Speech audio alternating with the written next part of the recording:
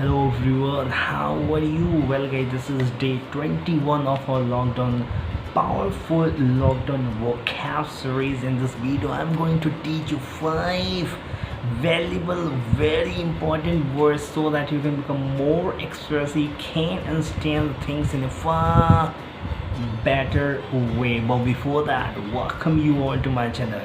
Here we go. The first word is deluge. डिल्यूज़ का क्या मतलब होता है यार? अगर मैं डिल्यूज़ को फ्लड बोलूँ तो गलत नहीं होगा, या इसको हम बोलते हैं a large quantity of rain और वाटर, मतलब तो वही है ना, कान ऐसे पकड़ो या वैसे पकड़ो, तो फ्लड एक उपयुक्त राइट मतलब होगा इसका। एक और सेंस में इसको हम यूज़ करते हैं, a large volume of something, अब हो सकता है यार अब तू किसी कंपनी में काम करता, तेरे को एक ही साथ तेरे को ये फाइल भी बनानी है, तेरे को ये फाइल भी मैनेज करनी है, तेरे को क्लाइंट फॉलोअप भी लेना है, तेरे को मेरे को रिपोर्ट भी करना। क्या हो रहा है? एक इंसान के साथ टॉर्चर नहीं हो रहा है, एक इंसान को ओवर वर्क दिया जा रहा है जिसको कि मैनेज करना इज़ डिफ़िकल्ट फॉर दैट पर। इस सेंस में मतलब ओवर हो रहा है, मतलब किसी चीज़ का जो चीज़ें हैं मतलब मोर देन सफिशिएंट, जितना ज़्यादा से बहुत नॉर्मल से ज़्यादा चीज़ें, उस सेंस में भी हम यूज़ करते हैं। अब मान लो यार एक टीचर है, 1000 स्टूडेंट्स को मैनेज करना, do you not think so is impossible something, I mean to manage 1000 students just by one teacher. तो उस सेंस में मतलब एक क्या है, मतलब कि is difficult for that teacher to manage he can, but it is going to be difficult. इस सेंस में भी हम यूज़ करते हैं डिल्यूज़ का। सेकेंड वर्ड इज़ बगर। बगर इज़ नॉट बर्गर, इज़ बगर, BUZZER। बगर मीन्स होता है एक सिली स्टूपिड मैन। ऐसे हम ये किसी के लिए भी यूज़ कर सकते हैं, लेकिन मोस्टली वी यूज़ बगर वर्ड फॉर मेंस। या इसको हम बेसिकली मेंस के लिए करते हैं, जो सिली होता है, एनॉयड होता है, नहीं होता है बहुत। तो तुम ऐसे तो लोग मुझे लगता है कि बहुत ज़्यादा है यार, मैं तो ऐसे लोग just I always come across burgers, जो फालतू बातें करते हैं जिसका कोई सेंस नहीं है, बातें ऐसे करेंगे जैसे कि मतलब that person is only suffering whatever the things happening with that person only, but that is not the case. Every person facing the same, more or less same kind of situations, right? So burgers means annoying, silly, stupid person को हम कहते हैं burger. Burger का एक और sense में हम use करते हैं डैम इट। क्या है इसको, क्या बोल डैम इट? ऐसे मैंने इसका वर्ड इसको मैंने बता रखा है। डैम इट का क्या है, हम गुस्से को एक्सप्रेस करते हैं। सेम वे में बर्गर को भी हम यूज़ करते हैं, burger it, get lost from here. अब तुम मान लो अपनी गर्लफ्रेंड से बात कर रहे हो और तुम्हें इरिटेट पे इरिटेट किए जा रहे हो, बहुत ज़्यादा तुम्हारे दिमाग को दही कर दिया है, तो तुम क्या बोलो? Burger it, get lost from here. अब जिसको यहाँ पे बगर इट की जगह डैम इट, ये भी हम यूज़ करते हैं, लेकिन बगर भी स्लैंग है यार, बगर भी हम यूज़ कर सकते हैं। Third word is what? Sleaze ball. Sleaze ball जिसका कोई कैरेक्टर नहीं होता है, जिसका कोई एथिक्स नहीं होता है, जिसकी कोई मोरल वैल्यूज़ नहीं होती, हिंदी में पता है इसको क्या बोलते हैं? चूतिया।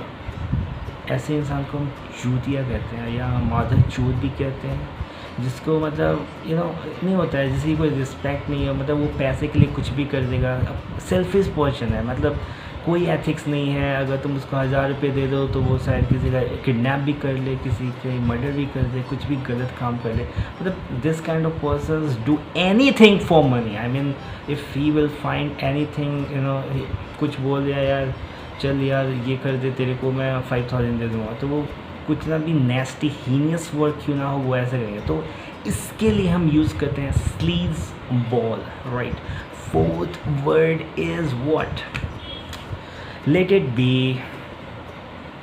अब यार तुम अपनी गर्लफ्रेंड से बात कर लो, तुम्हारी गर्लफ्रेंड बोलते हैं पता है यार मेरी मम्मी ने बहुत दिमाग ख़राब करती है, हमेशा खाना बनाओ, ये करो, पापा भी परेशान करके रखते हैं यार, मैरिज कर लो, दिस और दैट। तुम बोलोगे यार तुम सुनने के मूड में नहीं हो, तुम बोलोगे यार लेट इट भी यार, चल कोई नहीं।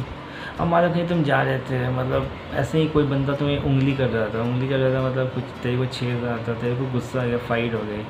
अब तू बोल रहा है कि उसने मेरे को ऐसा क्यों कर दिया, तुम बोलोगे यार लेट इट बी यार, इस दुनिया में भीड़ की कमी नहीं है, होता रहता है, चल आगे बढ़ जाओ, है ना।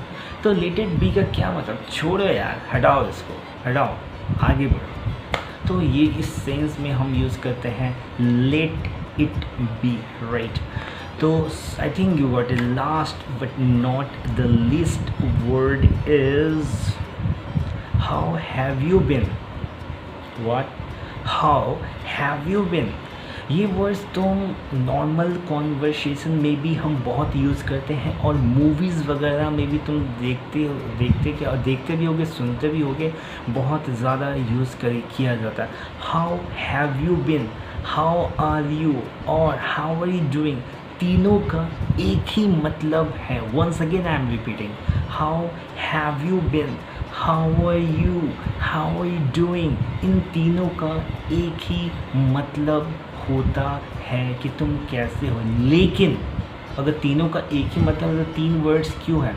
हाउ आर यू थोड़ा सा ज़्यादा कैजुअल रहता है, हे आई मीन तुम डेली एक इंसान से एक दो बार मिल जाते, hey how you man, fine good, how are you doing, तो मतलब कैसा चल रहा है यार, ये बता, इस सेंस में आता है। और जो हाउ हैव यू बिन का भी सेम मतलब है कैसे हो, लेकिन हाउ हैव यू बिन हम तब यूज़ करते हैं जब मतलब तुम्हारा कोई फ्रेंड था, तुम दोनों बॉम्बे में रहते थे, लेकिन उसकी ट्रांसफ़र या वर्क के लिए या कुछ भी वो दिल्ली स्विच कर गया।